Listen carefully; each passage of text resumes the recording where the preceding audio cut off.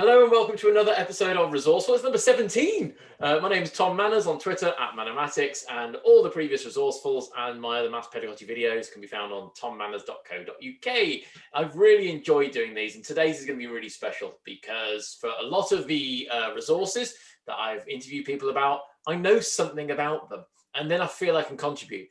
I'm looking forward to today, especially because I know virtually nothing. I'm aware of how to spell the title of today's website, and I've seen it done a couple of times, I've seen it used, but I really can't do it. I haven't even logged in ever. So I thought, right, I need to go online. I got onto Twitter as ever. We collaborate in the maths world, which is superb, and ask for help. And so we are looking today at Desmos, and I was like, well, who can I ask to see? And he just appeared on screen. It shouldn't have done, but never mind. Sarah Dennison was willing to join me, and so I stopped share and say, come on down, Sarah. Hello. Hi. Thank you for doing this. No I'm buzzing because I know how many people talking about the positive message about Desmos, and this is before lockdown. Okay, so I want to make sure that when we do this, we learn about how Desmos can support us when we go back to the real world, the new normal. Oh, I said it normal. I said the new normal thing. But of course, there's some support when it comes to the remote teaching world as well. So first and foremost, Sarah, can you tell us about you? Yeah, I have been teaching since 2003, which feels like a very long time. I've taught in secondary schools 11 to 18 all that time. I left my most recent job at Christmas to start a new job with the MEI, where I am a maths education support leader. So lots of experience in the classroom and during the first lockdown, but I'm not currently teaching during this one, but I have every sympathy with everyone who's dealing with it at the moment. And do you know what? I mean, I'm on a WhatsApp group with some 300 people as well, and more math leadership, and the same's on Twitter. Everyone's just sending messages to each other. Have you used this? Have you that? Who's used this whiteboard? Who's used that website? But as I've mentioned in the intro, Desmos keeps coming up, certainly on Twitter. I need to learn about this because I know I saw someone use a box plot once, a movable box plot. But of course, the first time I ever heard of Desmos, I'm sure I just thought of a graph and a calculator. But before we started recording, you said to me, there is so much more, and the passion in your voice even then, which is going to be brilliant to hear for the next however long. So tell us what Desmos is. Can we summarize Desmos in any way? I think essentially it is, initially it was about the graphing calculator. So it's about kind of the tools to demonstrate maths and to kind of play with maths. But it's developed into a whole lot more. It's kind of lots of teachers getting involved in it and kind of creating lessons and activities as well. So I think it's got so much use. I did some training with my colleagues at my old school shortly before Christmas. And one of them, who's very confident with kind of technology, said, I didn't even know Desmos could do all that stuff. So he used Desmos a lot and the graphing calculator a lot, but had no idea that, you know, card sorts and various activities like that were able to be made and used on Desmos. And I did not know that either. As I said in the intro, I know really nothing. And I purposely didn't when we agreed to do this. And again, thank you. I thought, you know what, I'm not going to look at it because so I can have the genuine while you're showing me these things. I think you can share screen. I hope you can, otherwise it'll be quite a useless interview. And let's show us, because you said all these different activities, and people are able to upload resources, aren't they? So if they've created something, then the rest of the world can have it for free.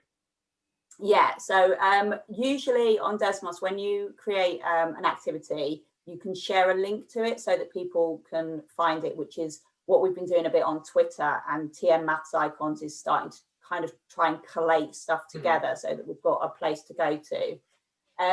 I was saying earlier that the search function within Desmos and the activities, and I'll have a look at that in a bit, isn't always that great to find stuff. Okay. So the kind of workaround is generally to Google Desmos teacher and then whatever topic it is that you're interested in. So for example, if it was quadratic graphs, put that in and then you can get to the activities that way usually. So don't search in Desmos, search in Google to go to Desmos. Okay, well, that's simple enough. But I will mention a couple of collections today that are already there that are quite useful as well. So I thought we could just very briefly, I'm not going to actually, I didn't think it was that useful to spend ages on the graphing calculator, because I think that's probably the most kind of known bit of Desmos. And the greatest thing about it, I think, is that it's really intuitive and easy to use. So if I want to put in an equation there, and it offers me the chance to add sliders straight away. Okay. So now I want to investigate what happens when I change the gradient of a straight line. I can just move that around and it does it really easily. I'm not necessarily the most technology minded person, so I find it really useful that it kind of goes, do you want to be able to vary this? And you go, yeah, I would actually, thanks. But it gave you the option for sliders straight away on those. That's interesting, because you actually I've used GeoGebra. Sorry. Say again. Sorry. I was going to say I've used GeoGebra before, but that's a bit more difficult. You have to add sliders in, whereas Desmos kind of goes, oh, you probably want a slider here, and then puts it on for you. So how come it recognized in that instance? It recognized M and C, Y and X, of course, are going to be the input and output. So you could just change. Yeah, I just wondered why I'm going for C. So that's interesting. There you go. It'll start to change the gradient, won't it? Awesome. I mean, that's ridiculously quick that the slider does go on there. And it's a really handy thing to use, and kind of that makes it really good for when you're demonstrating things, because you can change things very quickly and kind of talk with students about what changes graphically incredibly easily. And as much as I want this to be useful for when we're back in the normal classroom, but remotely, of course, pupils can go onto this website and plot that themselves. They did not have to log in, did they? No, you don't have to log in. And even when you're doing the teacher activities that you set for them, they don't have to log in. Although there are a lot of advantages to having them log in, because you can kind of keep a much better record of what they're doing. But there's no actual need for them to do it. They can access it just straight from the web really easily. A calculator, a graphic calculator and graphing software, it's really useful to have that quickly. So that's fantastic. Awesome. I'm in your hands here. So where do you think we need to go after this? Well, I thought the most useful thing, probably, particularly at the moment, but actually in general, I think, is the classroom activities and the activities that you can set up there. So when you first come to Desmos, you've got your graphing calculator. There's a place where the students can go, and there's a place where the teachers can go. And I think the thing I like about it is that it's very user friendly for me. Like I say, I'm not particularly the most technologically minded person. So these featured collections, I was thinking I could send you some links to these. These are really, really useful, because there's loads of different activities that they have there that kind of Desmos have collated and said that these are really good things to use. So there's loads of lessons that Desmos have made, which are incredibly high quality, and then that other teachers have made, which are also really, really good. The teachers who use this seem to be very mathematical and very dedicated to making really good quality resources. Amazing. I'm going to have a look at my collections. So the ones that I think are particularly useful as well for maths teachers are these two here. So the GCSE maths and the AS and A-level maths. Tom and Natalie from the MEI have kind of collected some resources that were there to make a collection of stuff that kind of you can just pick up and use, basically. So if we have a little look, there's various different types of activities. So you can make just lessons, and then you can use different activities that can do different things. So one of my favorite kind of examples is marble slides. Now, this is the thing I meant to say first. Let me just go right back here. So up here, you can see on the right, that's my thing. One of the things you need to do before you do anything on Desmos is go to Desmos Labs and make sure you have everything enabled. Okay. That's like my top tip, because otherwise things don't work as well as they should.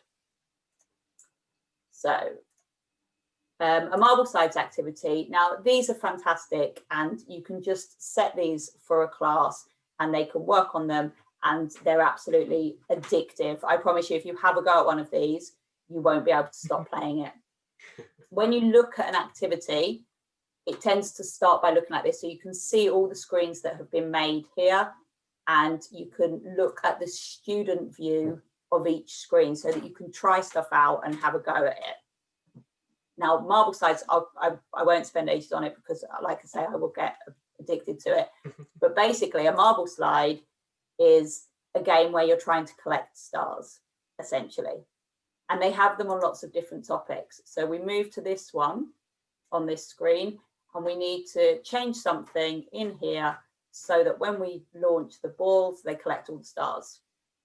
So this is kind of an example. That's a good question. Isn't it great? Isn't that fun? What would you like to change it to?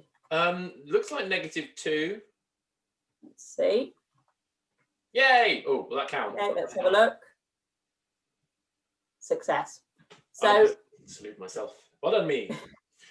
Okay. I absolutely love it. And you can see here in the top right, we've got 2 of 24. So this goes on and gets a lot harder. There's a lot more challenge in some of the activities. You can have them. This is a straight line graph one, but they have these already set up for quadratics. And so it's absolutely fantastic to really investigate graphs in a very powerful way, but is also incredibly engaging for students because honestly, they get so obsessed with it. I've got to the end of lesson and gone, right, now you need to go, it's history time now. And they're like, no, miss, no, I need to finish this. And what's nice about this is the reasoning is there. Change one number, and I'm going to change the gradient. Why the gradient? Why the number before the x? Why the coefficient of x? Well, because I can see that when I create a straight line through those stars, so there's real reasoning through this. Now, I think this might be a time. I was going to try and keep this to later on, but maybe it is right to do it now. If I was to set this to a class now in the remote learning environment, is it worth investigating the sign-up process? Do they have to put their details in? Is GDPR going to be a concern, or is it? I saw on the first slide about a class code. Yeah. So if I wanted to assign this, I go here to where it says assign. Yeah. And you can assign to your classes. So if you've set up your own class, then you would have them as a name and you would send it as a code. But you can also use this, which is single session code. So you just get. I just know how worried people are worried about asking people to sign into websites. And let's be honest, asking children to remember a password for more than one website is a challenge. And so this looks better, but of course it wouldn't keep the resource afterwards. But by looks of things, you can observe what everybody's doing while they're going through this. Yeah, which is what is absolutely fantastic. So you would send this code to your students. When they log in, it gives them the option to log in without signing in. So they would just put the code in, and they don't need to sign in then. And then as a teacher, you get this, what we call the teacher dashboard. And so you can see all the students who log in, and you can see where they are in the activity and how they've done on the activity. And what is particularly useful is this button here, which is anonymize, which changes everybody's name into a famous mathematician, basically. So it means that you can see what their actual names are, but if anybody's sharing, if anybody's around, particularly when you're working at home, and obviously you need to be conscious of who else is in the house, you can have anonymous names on there, so you haven't actually got their names. Okay, so just to clarify something on that, let's say somebody has been changed into, I've got to go for Pythagoras, it's always the first one everyone thinks of, and I think, oh, Pythagoras, I need to help you. Now, on my screen, it'll say the real person. Will they know they're called Pythagoras, and how will I interact with them? On your screen, it would say Pythagoras, but it would have 3 little dots next to it, and you'd be able to hover over and see who it actually was. Okay. The useful thing is as well, I'm just going to... I mean, I suppose you're hosting, this isn't a hosting website as such for like Teams and Zoom, whatever people are using. So I suppose the communication is through Zoom and Teams still, but you can be watching them on the marble slides within Desmos and then say, right, I need to talk to you on Teams. And you can do, but actually you can, I'm just going to go and have a look at one of mine. Yeah, of course, because I haven't got any in this one. You can you can write feedback into Desmos. So down the left-hand side here, you'd have a list of students, and then you get information about what slide they're on, so you can see exactly where they are. But what you can do is you can go to a particular student's screen, click on it, and there's an option to give feedback. So you just type in some feedback there. Okay. The student gets an alert and it tells them what slide to go back to. So a friend of mine was doing one earlier on. She could see that somebody had made an error in a card sort. So she just wrote them a quick note that said, oh, you need to go back and check these 2 cards, and the student can go back and do it. Which I think is one of the really powerful things about it. Okay, so I'm guessing then, because I mean, marble slides, someone's made these whole lessons, and this is quite particular, it's one subject, but I'm guessing therefore there are other subjects that people have made these slides, and we have that interaction, the teacher part, the student part, the anonymized, everything that you'd want, the ability to sign in or not, whatever your school rules may be. And that, do you know, that's the difficult thing at the moment when you're trying to talk to everybody. Some are saying cameras on, some are saying cameras off, some are saying mics on, some are saying you must wear a tie, and all the rest of it. So I'm trying to be as general as possible, but it looks like the options are there.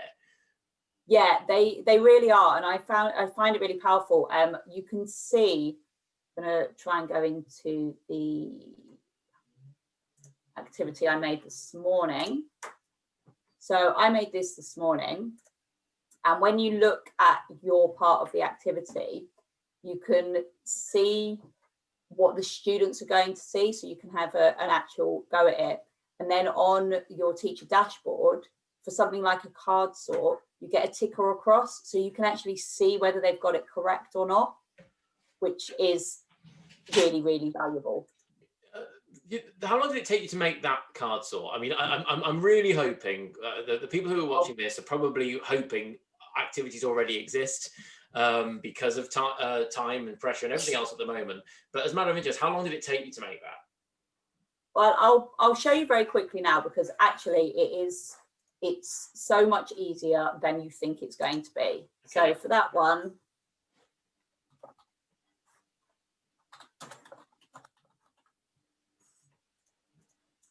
so when you go to create an activity, you get a kind of blank thing like this. There's loads of options, and I will mention now and probably again later, we are doing a Teaching with Desmos course via the AMSP. I was going to make sure we promote that on screen for the data. Because I'm well aware of the fact that I can show you a few highlights now, but genuinely that course is spot on. Tom and Natalie are doing that, so that's worth it. But you can see here, you've got various options of things that you can add in and you can play around with. But the thing I think probably the one takeaway I would want for people to have is the ease of making a card sort in Desmos. So you can see here on the left, we've got card sort. Each card that you add can either be maths or text, an image or a graph. So what you can do is, if you save a lot of screenshots of images of what you want each card to be, you can just drag them in and it works really well. Okay.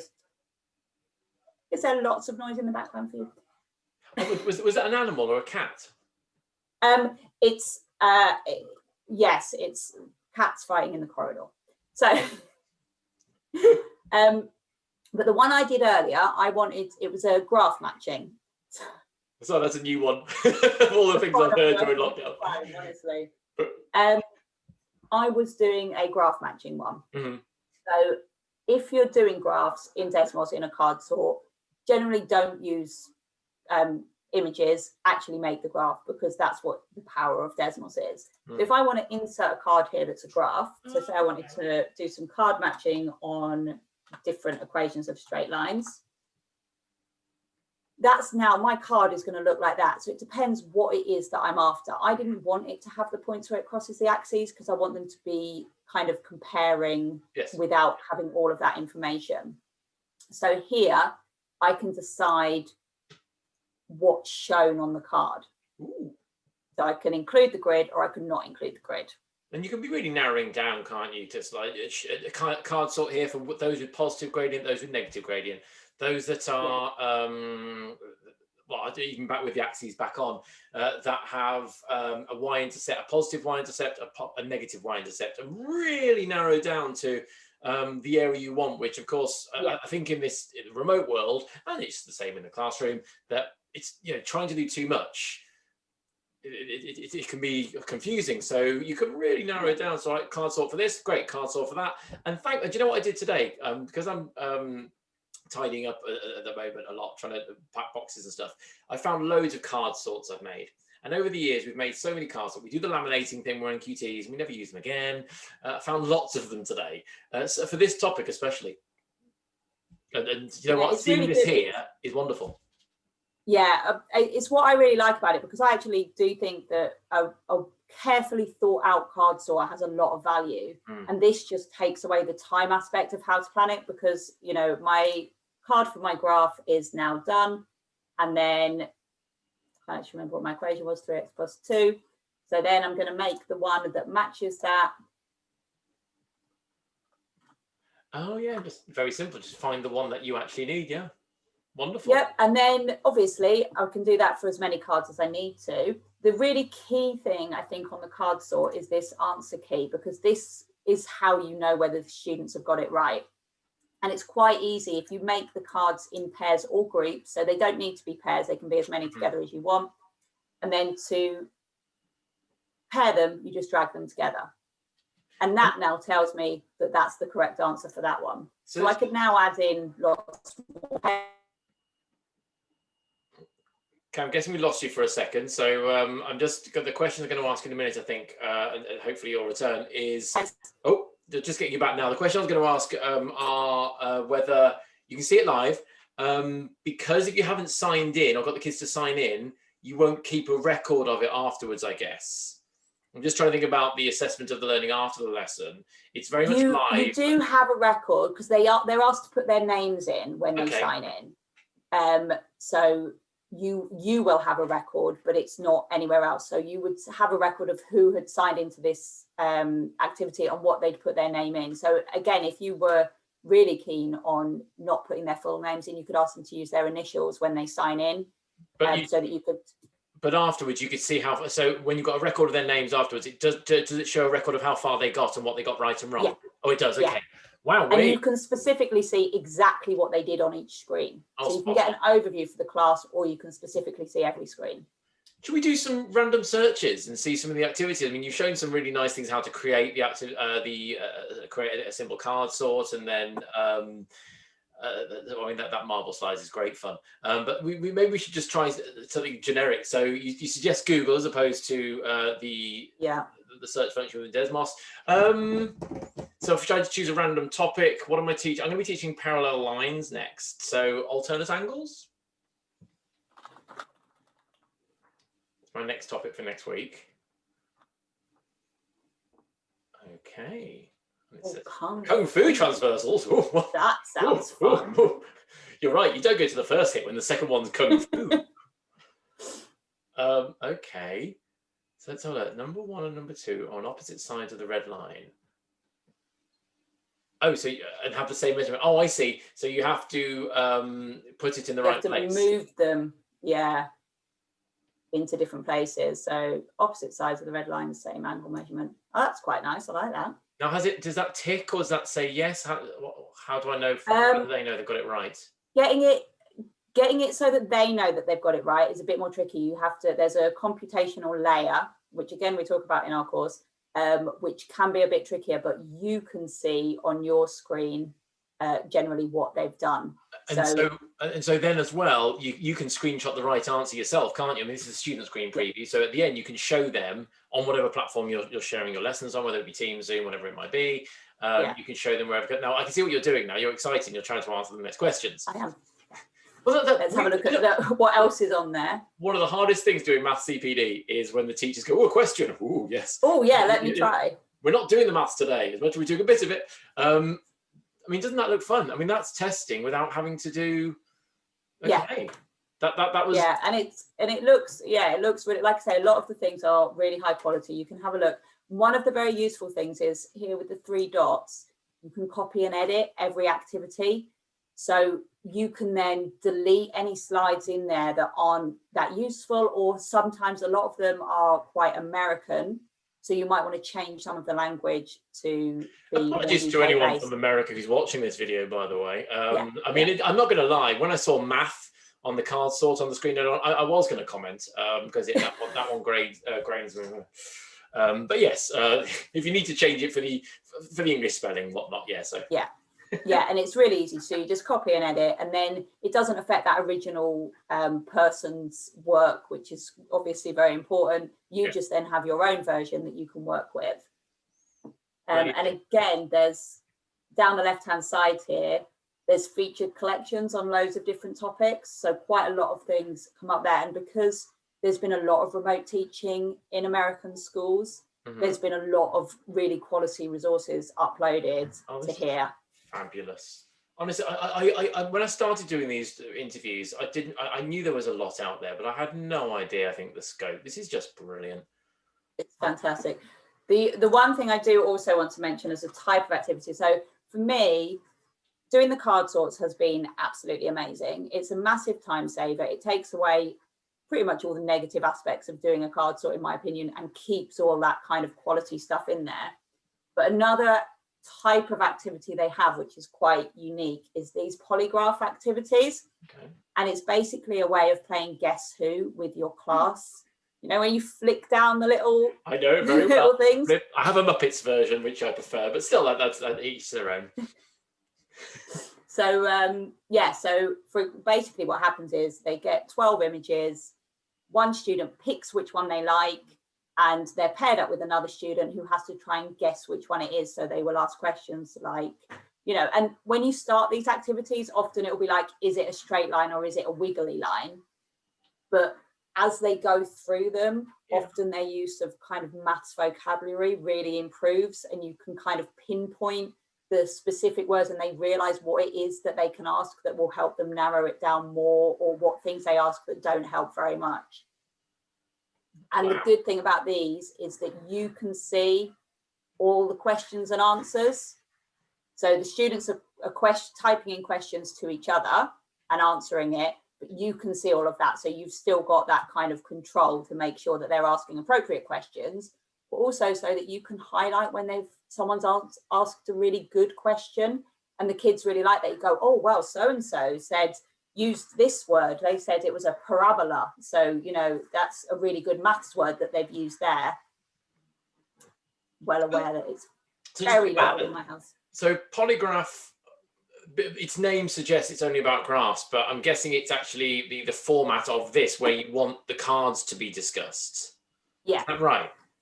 Yeah, so it's not just on graphs. Can we see it on graphs? Because there's the example, then there's the what it is, what it's also, what it's not when it comes to variation, and we happen to have used a lot of graph stuff. So if we can see other things, okay, brilliant.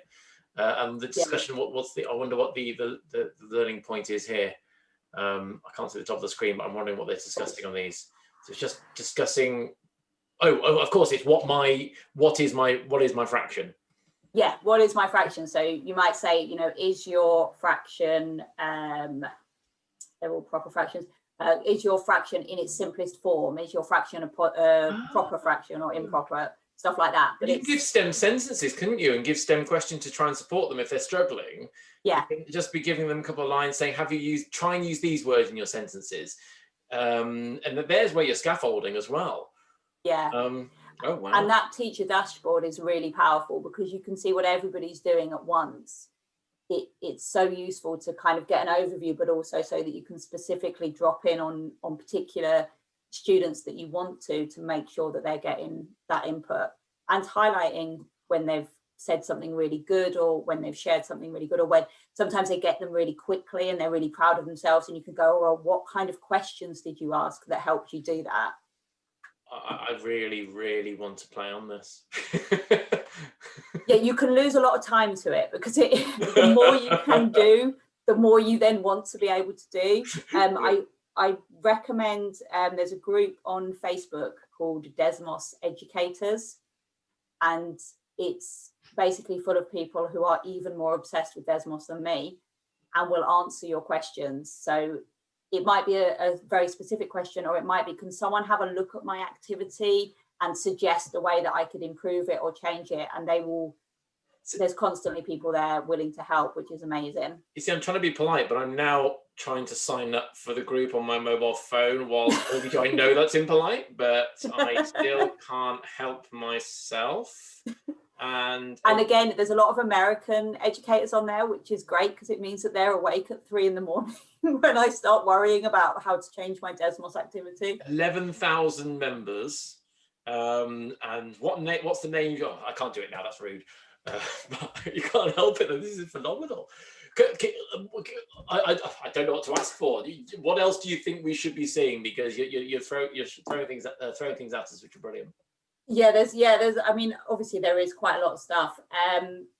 I would say just it's really useful to find an activity, but don't be worried about changing it because it is so much easier than it looks. So as I say, I made this morning and it probably took me about 20 minutes. A friend of mine said, do you have anything on this? And I sort of said, well, actually, I'm going to be talking about Desmos, so it would be quite useful to me to just try and make something. Okay.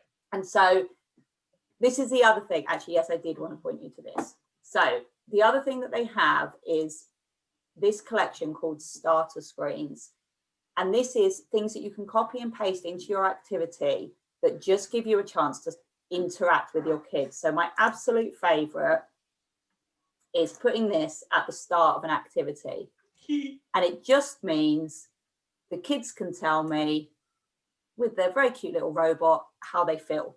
And particularly at the moment when, as a teacher, we want to see their faces and we want to have those interactions, and we can't as much at the moment. Just that little thing of them being able to check in, and that option, if you want to say anything, and only they know that only I, as the teacher, am going to see that.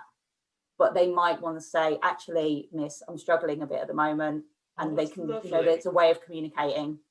Oh, that's lovely. Why is there a square root sign there? That's in case you want it to be a maths input, so that you can use a maths type rather than. How are you feeling? Square root of 10. Yeah. It's not. Why would you can do a nice graph one. So this one I particularly like. I did this with my trainees a few weeks ago. A sketch of their energy level over the last couple of weeks. I think getting a group of teachers to do that might be quite interesting at the moment. And you can see those, I think, you see this dead line at the bottom. Yeah, or something like that. That's was really Christmas good. Somewhere. And what's so I think. Please do. Sorry, carry on, Sarah. Yeah, no, I was going to say, I just think things like that are really powerful as a way of connecting with our kids, because I do think it's one of the things that we're finding as teachers we find hardest at the moment is not being able to get those personal connections as much. So I think these kind of little things where they can let you know how they are, and the option to give personal feedback on stuff, for me, felt like really valuable. I mean, it's responsive teaching is absolutely key. And when I work with my trainees, it's something I refer to a lot, and the use of whiteboards. And I can't stand, in my first lessons, I haven't got that right. And I've now been having these tough conversations with people. I've got more ideas in my head how to get those kind of whiteboard responses, but it's just, we've got to respond to the needs of the kids. And so be able to see them, what they're doing, and be able to have that chat and interact, or then maybe to encourage them. What I haven't seen yet, and I need to work on this on Teams for me, is that how I can have a one-on-one conversation. I don't think I can, but that's not for you. That's just something I want to try and develop. And you'll find, today's the 8th. This is being recorded on the 8th of January. By the 8th of February, I bet you will know the answer to these things, because they'll developed everything and got new ideas. Looks like you've got a whiteboards idea because you're hovering on it.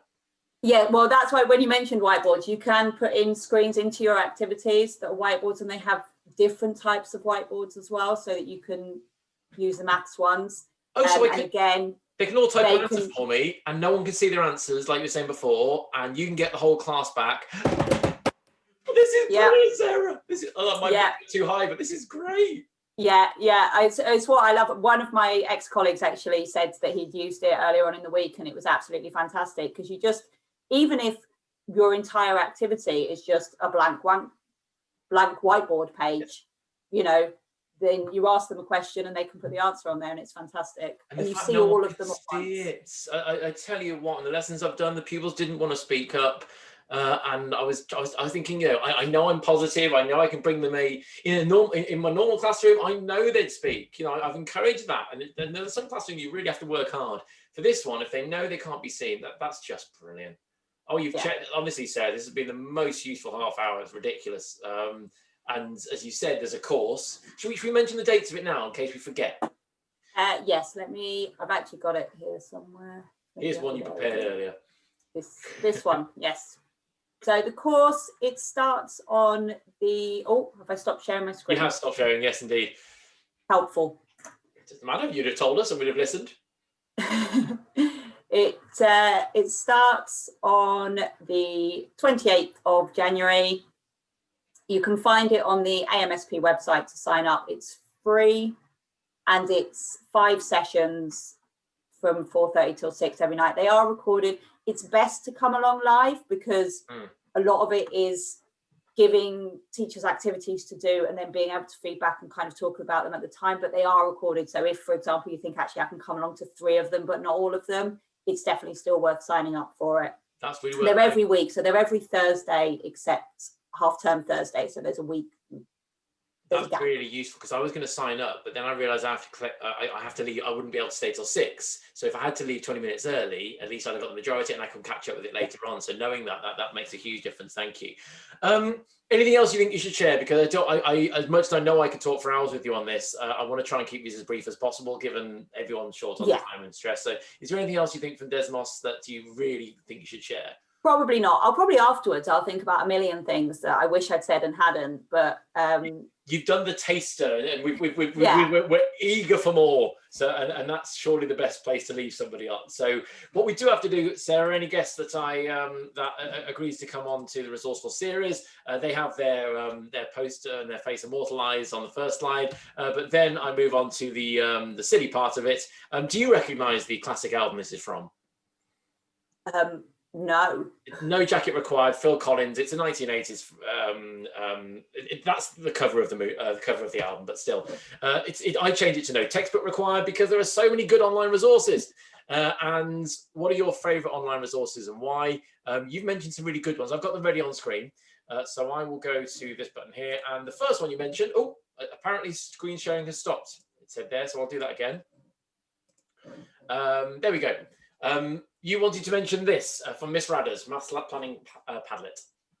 As I said earlier on, it's basically have 3 wishes and I've wished for more wishes. So this is absolutely fantastic. It's a go-to for me for planning. She has so much on here, as you can see. So I just think it's really, really useful for everybody. Basically, highly recommend. I really strongly recommend this document, by the way, the great teaching toolkit evidence review, and certainly working with training teachers. But there's, and I think I saw Desmos in there, didn't I? There we go. So lots of classroom activities, of course. I recognize many of these websites, and this looks fabulous. Really, really useful. I know you want to mention, in fact, it's here, but it's also the second one of you mentioned. It was one of my, I think it was number 6 of the Resourceful series. Dave Taylor's Increasingly Difficult Questions. What do you love about it? I love the variety. I love the fact that I can kind of throw these in at different points. And I particularly love that sometimes some of them have these supporting materials. So you can kind of really use it to, I used it a lot to identify some starting points and then help kids kind of work on the things that are really key for them. And I think it's just fantastic. I love it. Amazing. The final one, you said, does this count? But of course it counts because it's supporting maths. It doesn't have to be supporting the lessons. It's just support the development of maths teachers. And Mr. Barton's known for many websites. But of course, he started with Mr. Barton Maths. And it's still there and it's still got lots here. And I think this is the page you mentioned, the recommended educational research papers. Tell me your interest in this. So since I started working with trainees, I've tried to kind of keep up a lot more with research, but it has been relatively new to me. And I think it's really important kind of in the modern times that we are more evidence-based and we kind of spend some time doing research.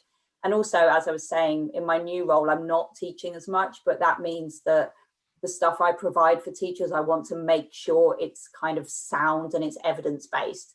And I really like this site, and I particularly like that he does like a little overview of each paper as well, because I'm not a researcher, so it's quite difficult sometimes. But actually, Craig has done these really nice kind of overviews or his takeaway about what that piece of research is telling you, and I just think it's really fantastic. Just chosen an example, maths anxiety, and his takeaways, as you say. which is that's really useful. And for people who for those trainee teachers who have got assignments, that's a ridiculously useful. But I can tell you, I'm going to be emailing that to my group in about 10 minutes time. Sarah, I'm staggered because I didn't know it did any of that, and I didn't realize how easy it was. And it's so nice that people, isn't it nice that it's a host for all those activities for people to share? I think, I don't know about you, but when I started teaching, everyone got thrown towards TES. But there isn't a filter on there, number one. Then people started charging as well. It's still great that people share it, don't get me wrong, but it's all hosted in one place, which was nice to see another website like that with Desmos, with this interaction. Now in the current world where we need to be able to see what the kids are doing and not just be giving them some alternatives, some activities, as opposed to here's me explaining, go and have a go by yourself. That's taken it to a whole different level, and I'm pleased I didn't look it up almost before I started, because I wanted to have the genuine excitement of seeing that. So to remind everyone, Thursday the 27th of January? 28th, Thursday the 28th. Yes, so it must be the 28th. Of course, some people will be watching this after that, but I'm imagining, as you say, they're recorded. Going on to the website, what was the AMSP website, wasn't it? That's going to be... Yes, it's AMSP. I'll share a tweet to it anyway, but brilliant. There is also, in fact, if it's after the start date of this course, there is another course that you can do where it's like a self-paced study course as well. If you again go onto the AMSP website and look for Desmos. So that's one, if you can't attend this course, it's one that you can do just by yourself. Amazing. Sarah, thank you so much. I really enjoyed that. I'm looking forward to my next lesson. Not that I don't usually, but even more so than usual. But Sarah, thank you very much for your time. No problem. Thank you.